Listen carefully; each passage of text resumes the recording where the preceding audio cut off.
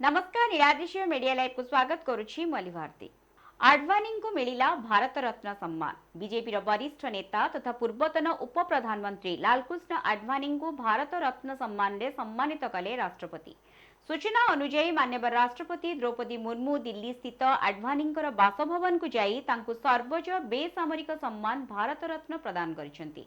तेबे एही अवसर रे प्रधानमंत्री नरेंद्र मोदी सेठारे उपस्थित थिबा देखिबाकु मिलिछि।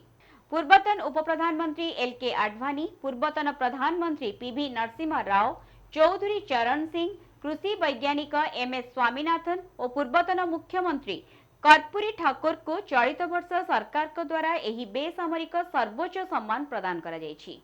सेपटे गतकाली आडवाणी व्यतीत अन्य समस्त को राष्ट्रपति भवन रे अनुष्ठित एक उत्सव रे मरणोत्तर भावे भारत रत्न प्रदान करा जायतिला। हेले आडवाणींकर स्वास्थ्य अवस्था खराब थिबारु से एही उत्सव रे जोग देई पारि नथिले। सर्वोच्च बेसामरिक सम्मान भारत रत्न प्रदान करा जायथिबाकु नै बालुका कला माध्यम रे अंतर्जातीय बालुका शिल्पी सुदर्शन पटनायक शुभेच्छा जणाइछन्ति।